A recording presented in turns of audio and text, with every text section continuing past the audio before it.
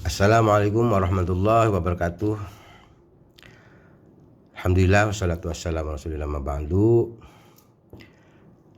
Saya sebenarnya nggak mau banyak komentar tentang yang lagi viral sekarang ini ya, Gus Miftah yang diundang ke gereja lalu diminta oleh pihak gereja, saya pikir oleh panitia, untuk berorasi atau tausiah, katakan seperti itu.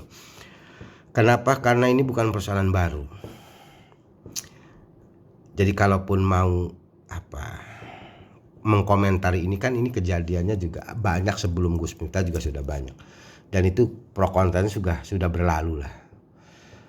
Tetapi karena desakan dari kawan-kawan saya untuk saya juga ikut bicara ini, setidaknya untuk kalangan sendiri, kalau saya kan begini, terjadinya kegaduhan dewasa ini saya melihatnya karena komentator-komentator yang terkadang kontradiktif itu, yang sering membuat gaduh itu, dia mengeluarkan semacam fatwa hukum, katakan itu. Misalnya apa? Haram, tidak boleh, lalu munafik, kafir. Itu bukan dengan elat, tetapi langsung merujuk pada dalil. Sepanjang sepengetahuan yang saya pelajari dari guru-guru saya, bahwa pasca mujtahid mutlak itu penetapan hukum bukan lagi oleh dalil, tetapi oleh alat, sesuai dengan kaidahnya al-hukmu yaduru ma'al alat wujudan wa adaman. Adapun dalil adalah untuk istidlal, untuk penguatan setelah penetapan hukum itu ada. Inilah dalilnya, kenapa dihukumi ini dalilnya. Tapi penetapan hukumnya A atau B, atau katakan haram atau halal atau boleh, itu kan setelah dari alat dulu. Makanya saya sih lebih cenderung, ini bukan pembelaan, lebih cenderung banyaklah, sudahlah itu tutup, karena sudah, misalnya yang adem itu kan Habib Jindan, jelas mengungkap penetapannya itu gimana hukumnya, dijawabnya tuh enak karena secara ilmiah. Ya kalau begini boleh jadi tidak boleh, tapi kalau ini bahkan bisa wajib, kan enak, karena memang Islam itu tidak saklek haram halal, enggak. Karena kalau soal halal haram itu sudah jelas sebenarnya, al halalu bayyin wal haramu bayyin. Nah, karena itulah kemudian para ulama terdahulu kan sudah menetapkan kaidah itu, bahwa al hukmu yaduru ma'al alat, dan metodologinya adalah dengan qiyas itu. Kan qiyas juga salah satu sumber hukum. Jadi sumber hukum itu bukan hanya Quran hadis. Quran hadis itu sumber utama, Quran itu sumber utama. Tetapi sebelum ke Quran itu kan ada alat dulu, dan alat diuji kemudian dengan qiyas, maka barulah dicarikan dalil yang untuk penguatannya. Nah, kalau dalil dulu kan belum tentu kejadiannya sama, dalilnya pasti benar. Yang kedua, barangkali karena ini persoalannya yang menanggapi juga emosional, ada kesan karena Gus Miftah yang datang ke gereja lalu seperti bukan menuduh, seperti ada kesan gak suka aja gitu, karena mungkin sosok Gus Miftah aja.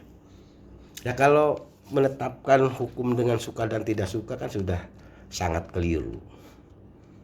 Karena faktanya di gereja itu yang muslim yang hadir di situ kan bukan hanya Gus Miftah, ada Gubernur DKI Anies Baswedan yang juga muslim. Ya kenapa tidak dikomentari? Mau masuk gereja itu ini lucu.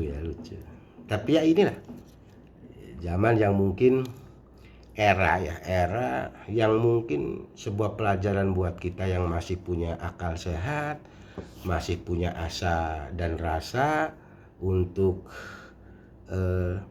tidak emosional dalam menanggapi hal-hal yang berkaitan dengan hukum. Karena kalau kita sudah melakukan haram, melakukan hukum munafik, itu kan seperti fatwa, dan itu pertanggungjawabannya berat.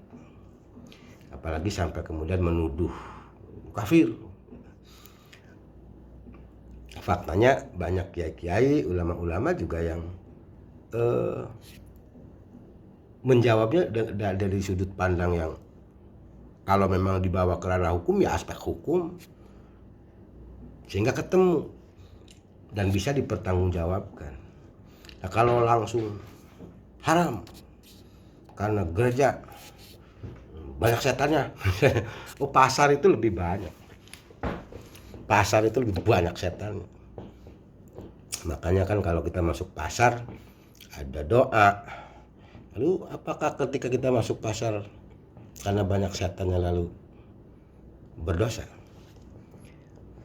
Apalagi kaitan dengan ini kan ada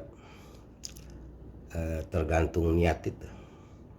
Ya, al-umur bimaqasidih. Jangankan masuk gereja, lah masuk masjid, orang Islam masuk masjid bisa jadi haram dalam tanda kutip. Kalau niatnya bukan untuk sholat, melainkan mau ngangkat kas masjid misalnya, ya haram lah. Ketahuan bisa digebukin.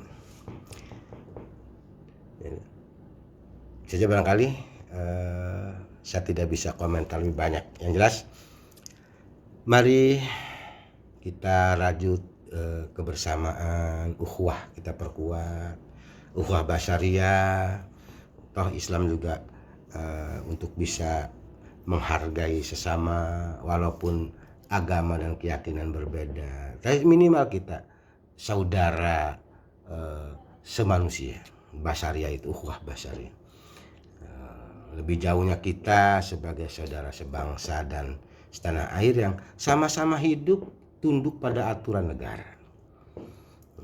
Karena kalau untuk urusan agama ya kepada masing-masing agamanya.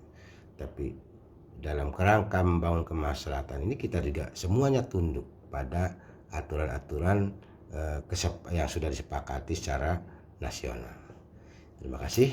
Assalamualaikum warahmatullahi wabarakatuh.